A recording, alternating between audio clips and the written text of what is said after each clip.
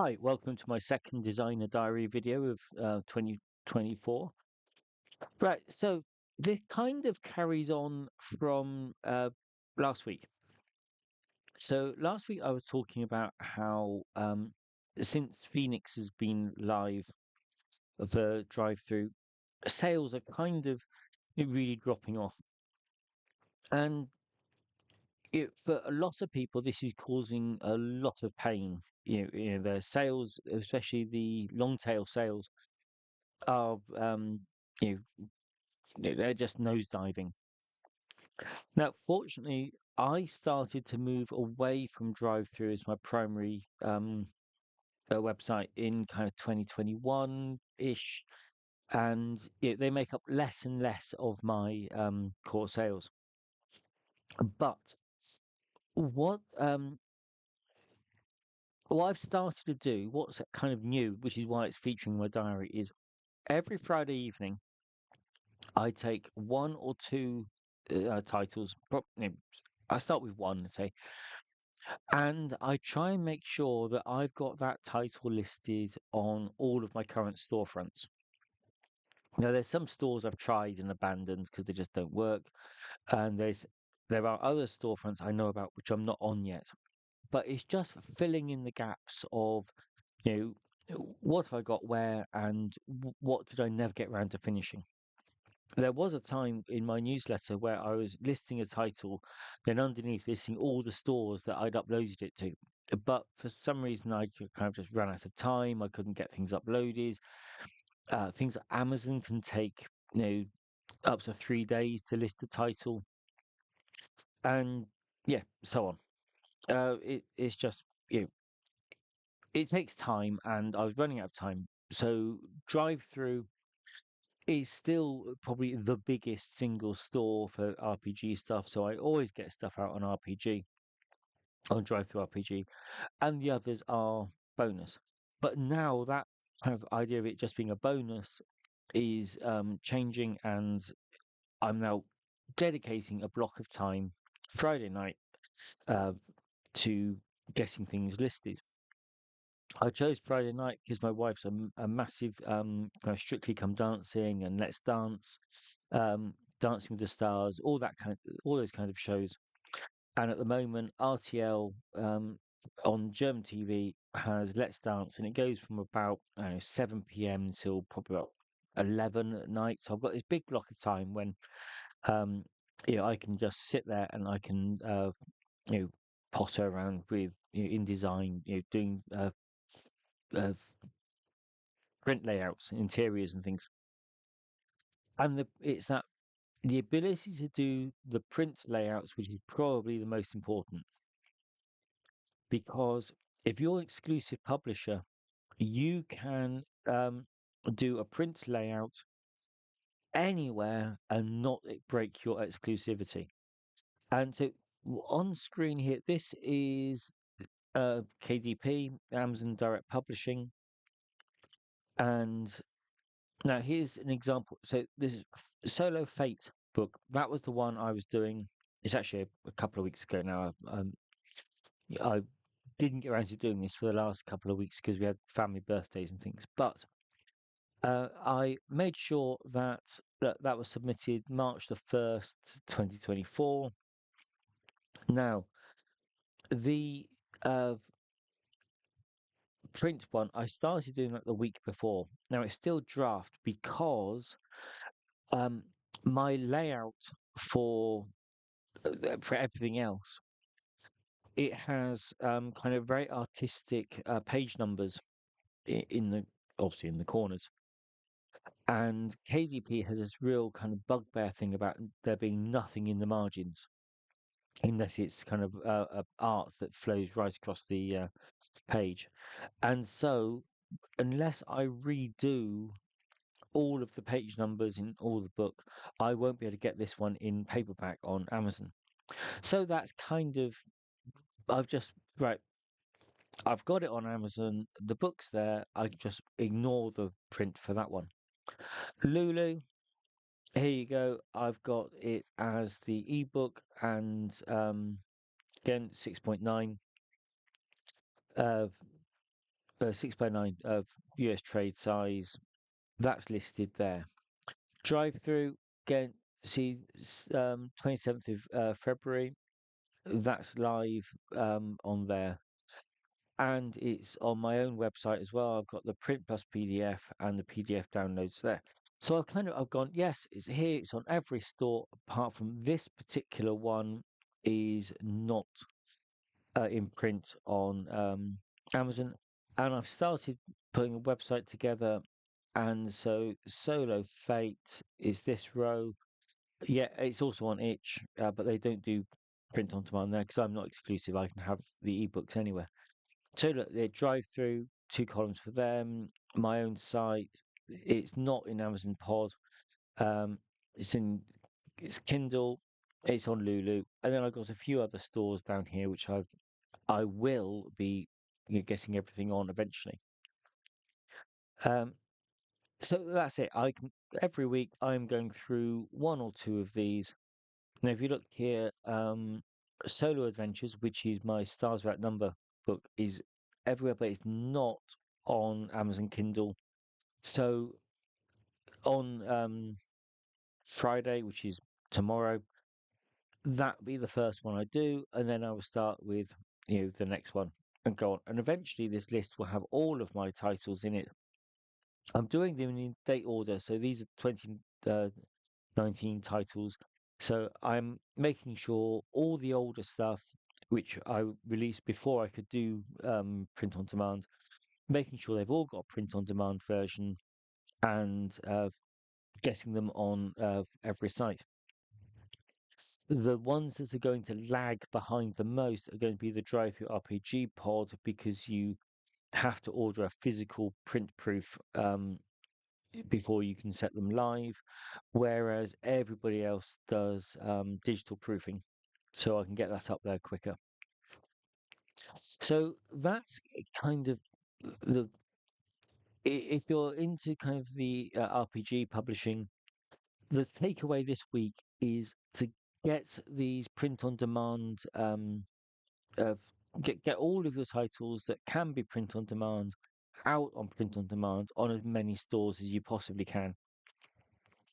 Um, Anything that's on the uh, PPM Games site, once they're in pod, they also go out to my Facebook store.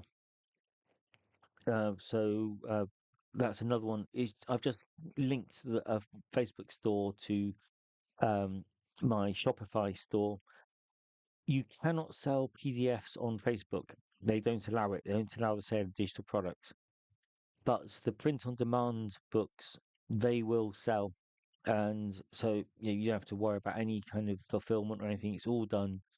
It goes from Facebook to Shopify, and my printing is done by Lulu. So it's Lulu, and Lulu sends it out. So yeah,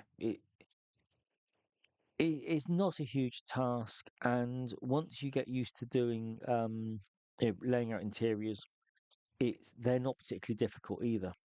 Um, the only kind of bugbear is that drive-through uses a different cover format to Lulu and to Amazon. Sometimes you can use the same cover for Amazon as Lulu, which means also for Shopify. Um, Sometimes they don't. It all comes down to whether Lulu's going to do it as saddle stitch and Amazon do it as perfect bound. It changes the spine. So you have to kind of make little adjustments. So I often end up with 3 or 4 different cover files, but they're not particularly difficult.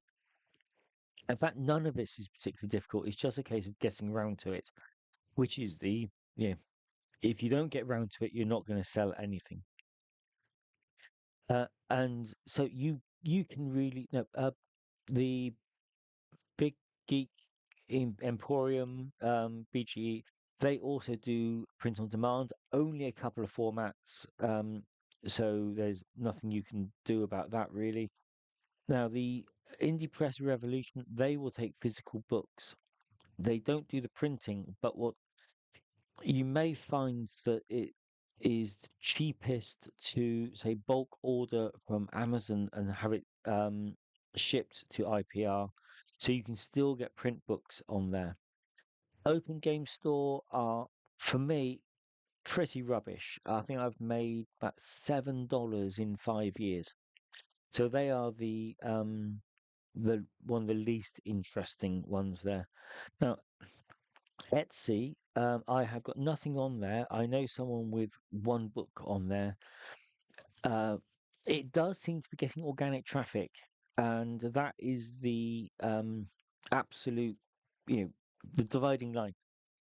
If somewhere doesn't have organic traffic, then it's pointless. Don't bother. Because if you are having to drive all your own traffic, you may as well pick one or two of these stores. Anything that kind of gives you some kind of advantage. Say, send things, drive things to my own website and Shopify where I get to keep far more money. That makes more sense than sending stuff to DriveThruRPG, who are going to take 40%. But DriveThruRPG has this advantage of everything. Everyone's got a DriveThruRPG library, and all their books are in it. So selling the PDF through DriveThru makes a lot of sense. Pushing people to Pod and buying off my own store makes a lot of sense. Nearly everyone's got an Amazon account, so it's attractive. It sounds far more professional if your books are on Amazon, so that kind of makes sense. Driving stuff to Lulu, I make 2 or 3 sales a month off Lulu if I don't promote it. So they got a tiny, tiny amount of organic traffic. Um, they're marginally better than the Big Geek Emporium.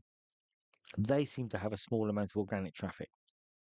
But all of this could change. The worse that drive-through gets, the more chance of these other stores picking up the slack.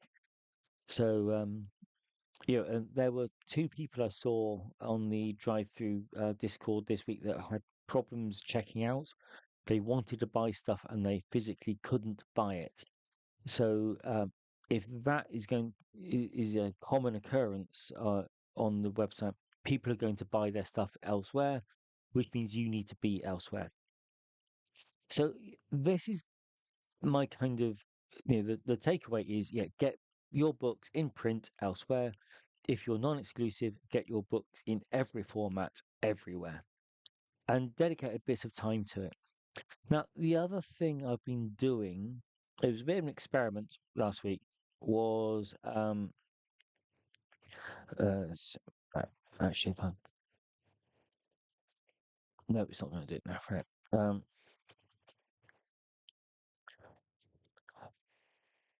Okay, so Frankenstein, obviously I didn't write that, but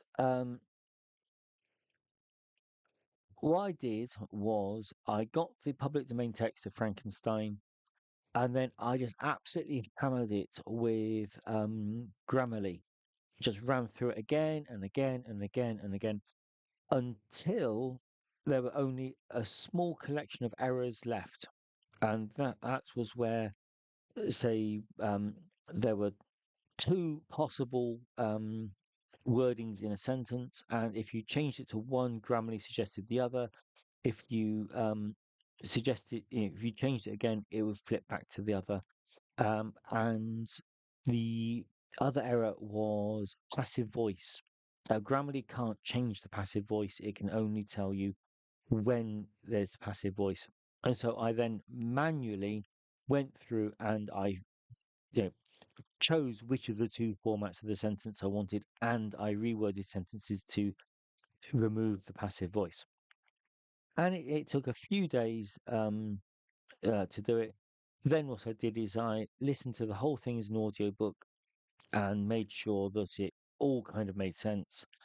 Well, not all kind of made it all made sense.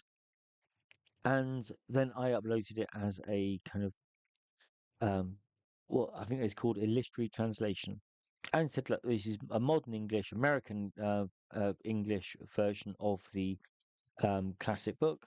I didn't claim any kind of ownership of it. It's just uh, you know, my own edited version of it.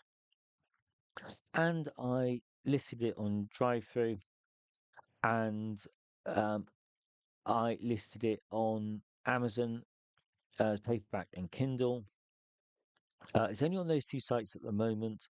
I I've got the interior made. I've got a cover. I can list it elsewhere. Now, I didn't. I did mention it in my emails, but I didn't offer a discount to it, and I don't think I linked to it. I literally just said that I'd done it, and I'm interested to see whether it picks up organic sales.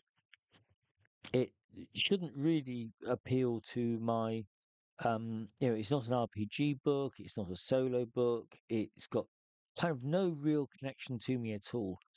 The only reason I chose it is because when I do my cut up solo stuff, I use lots of classics. I love these kind of classic stories. So yeah, I listed it, and it's my first listing on Drive Through Fiction, which again, a completely different website. Um, and I can say it is actually picking up sales. I'm not setting the world alight, but it's $15 I wouldn't have had otherwise, and it's the first book.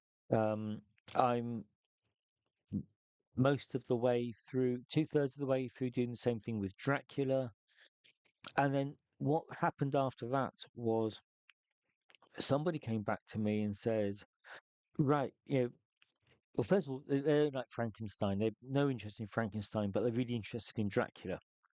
So I've got potential, a couple of sales already lined up for Dracula, and I haven't finished it yet. But somebody else came back to me and said, "Oh, Lovecraft's Reanimator," because it was a serial series of short stories. Each of the subsequent short stories repeats a lot of the content from the original, just to give context. When these have been put together to create the entire Reanimator story, they leave in all of the repetition, which makes it isn't actually a very good read. And Lovecraft's use of English is, can be, a difficult read as it is. So my third book, I'm going to take all of the Reanimator stories, put them all together, and then edit it as a whole and take out all this repetition. So you get one coherent story to be read, end to end.